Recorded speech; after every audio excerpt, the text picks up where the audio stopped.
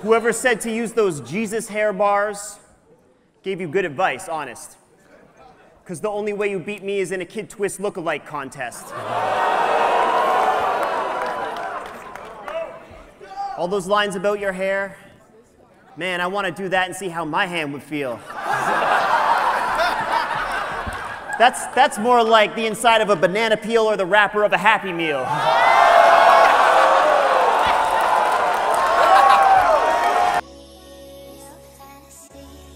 Hi, my name is Weeknd Brutus with Oogie Woogie. I am in Toronto, Canada right now with Kid Twist. What's up? How you doing, kid? I'm great, man. How are you? What up, kid? Do you know any other up-and-coming Toronto-based battle rappers that you think, okay, I'm kind of done, you can give the torch to? Not really. Not for like my specific kind of battle genre, rap? you know. Right, what I mean? right.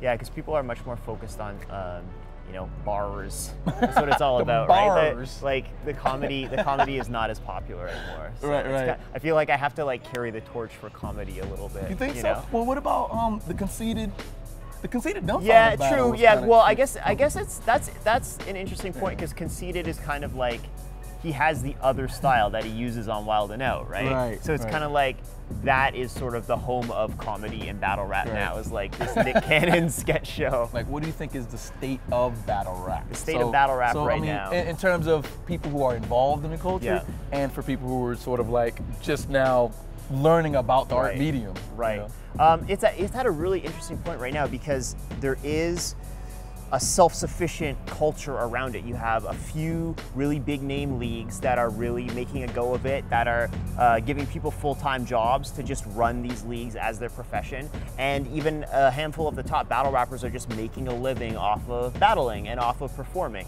So that's cool. And you have the fans who are now knowledgeable enough to really appreciate the material. So you can bring super intricate layered wordplay. You can bring references to something that happened 2 years ago in this guy's career, and the fans will know it, which is really important for battling because you get that instant reaction that you're always looking to have from the audience.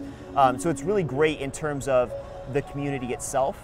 An interesting thing that has been difficult for battling is how to bring it to the next level now, because you've had a few different situations and companies try to get involved where it's just someone coming in with a lot of money. They're like, oh, this is a popular thing right now. They throw an event and it doesn't go well. I actually think the Joe Button, exactly. Yeah, to name names, the Joe Button event, the Total Slaughter event, you know, film on TV. Corporatocracy in your face. Yeah, but the cool thing about that, sort of the positive side to that, if you want to put a spin on it, is that it shows kind of how authentic battling is. Like, it resists integration into those kind of traditional media spaces. What do you think are the differences between slam poetry, which is the competitive aspect of performance poetry, and battle rap? They're on the same stage, essentially, but the subject matter is oftentimes different, obviously. To me, battle rap is just more visceral. I think it's kind of like, I've always looked at it as sort of like populist poetry. You know, it's like, it's poetry that wouldn't necessarily call itself poetry, which to me is ironically way more poetic than kind of having these like literary pretensions. Because if you look at it, like if you just look at a battle verse written down, it is literature. But I actually prefer that it sort of resists integrating into that idea, because there's so much kind of like baggage and nonsense. And I'm speaking now as someone who like is also involved in the literary world and very much tries to be a part of that, but there's just so much like nonsense that comes with it, you know? And I like that battle rap is its own thing. It's like, no, we don't want any part of this. Like, you have to come to us on our terms. I think battle rap reflects where society is at right now. This is like the hearts and minds of the people, you know what I mean? Whereas slam poetry is like, it's cool, and I definitely watch some of it and appreciate it, but it doesn't to me speak on that same visceral level that battling does. There's just something about battling that's like, that's raw human nature on display, you know? It's like, it cuts away everything pretentious about literature. About literature. Yeah. What are your thoughts on the differences between Canadian battle rappers? Because we are in Toronto. Your thoughts on Canadian battle rappers versus American battle rappers? Are there distinct differences or similarities? There are. Like, this has been something that's always been interesting, just in Canadian rap in general. Is we live right next to the States. We live right next to like the Mecca. America. So we always feel like we have that inferiority complex. We always feel like we're living in the shadow a bit. And Drake has kind of given the city its own image, finally, in terms of greater hip hop. I remember a comment someone made to me about why I had success in the early King of the Dot days and why Americans responded to what I was doing. And it was because, like, I represent what an American thinks of Canada.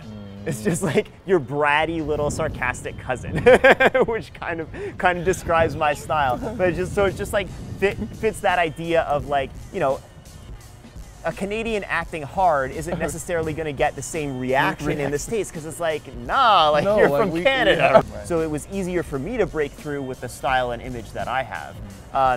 And that, I guess that's kind of how people looked at Canada for a while, but certainly there's far more diverse styles here, and I think now you have a lot of guys who are coming up who are definitely influenced by the bar heavy style. But I mean, if anything, if you think about larger culture, the Canadian identity is really just not having an identity, right? It's about diversity. So as well. Totally, yeah.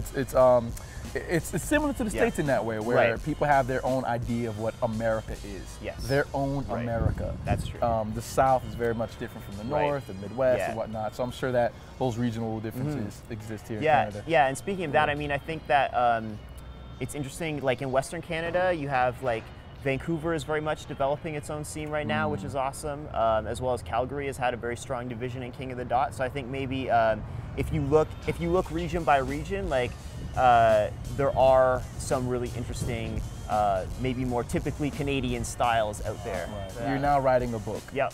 A lot of rappers aren't writing books, even though they develop really intricate rhyme schemes. Right.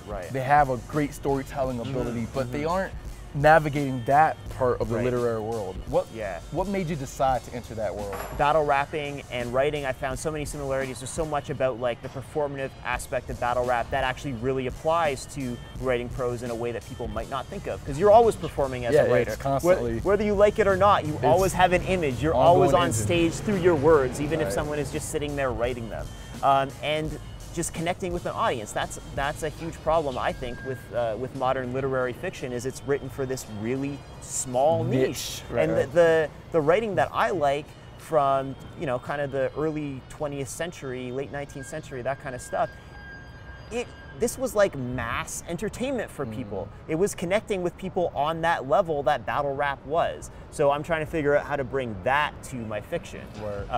So yeah, I just think there are all kinds of lessons that people involved in any pursuit can apply across a whole bunch of different creative things. So yeah, if you're a battle rapper, if you're a YouTuber, if you're a musician, if you're a blogger, if you're an essayist, a fiction writer, whatever, I would really encourage you to get out there and meet people involved in these other pursuits, to try your hand at different things yourself, and just to think about how what you learn over here can maybe apply to what you're involved in elsewhere. So that to me is the future, and that's what's really exciting about being a battle rapper and just being alive in the 21st century. Are you listening to this, kids? You can do anything with that pen. The cliche in battle rap is that you're always battling yourself because you're trying to top your last performance. In writing, you're really just battling yourself. There's no crowd, there's no opponents. Right. Thanks a lot, man. Oogie Woogie. Yes. Oogie Woogie. Thanks for watching Oogie Woogie. Once again, my name is Weeknd Brutus. I'm Kid Twist. It's not their news.